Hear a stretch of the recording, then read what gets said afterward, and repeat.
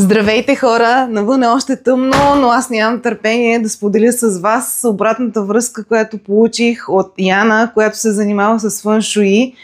Тя премина моето обучение първи стъпки с печат при поискване есента на 24-та година. Изключително съм щастлива, че тя ми се довери и минахме един прекрасен път заедно. Тя нямаше абсолютно никакъв опит в сферата на дизайна и креативното, но нека да я чуем какво ни споделя тя за курса първи стъпки с печат при поискване, защото наистина съм много щастлива от това, което тя постигна. Хайде да я чуем. Така, каквото и да ви кажа за обучението при Цвети, Print on Demand ще бъде малко, затова току-що се прибирам отвън, взех си пратката и направо ще ви покажа какво успях да сътворя аз.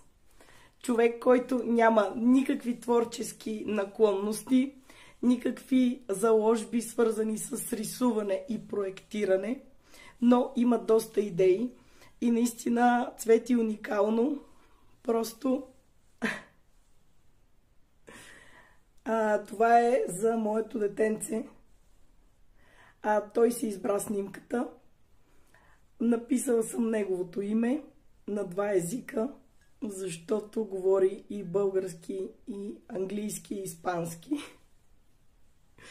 И тук съм пожелала и съм написала нещо от сърце. Наистина се вълнувам.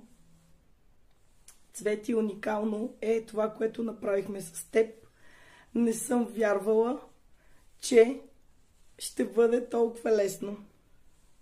Благодаря наистина от сърце за всичките знания, за това, че имаш подход с абсолютно всеки и от най-трудния казус просто го правиме лесно и да стане. Наистина е уникално. Просто нямам търпение да покажа на детето ми тази чаша. Със сигурност ще бъде много щастлив. Цвети, благодаря ти безкрайно, безгранично и ще споделя и след това, защото има още чаши, но ето. Благодаря на Яна за прекрасната обратна връзка. Тя наистина е прекрасен човек.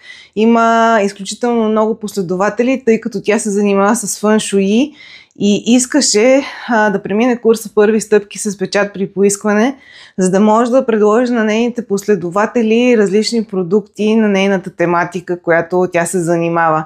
Така че изключително съм щастлива, че тя успя да премине курса и да направи наистина прекрасни дизайни, които можа да предложи на нейната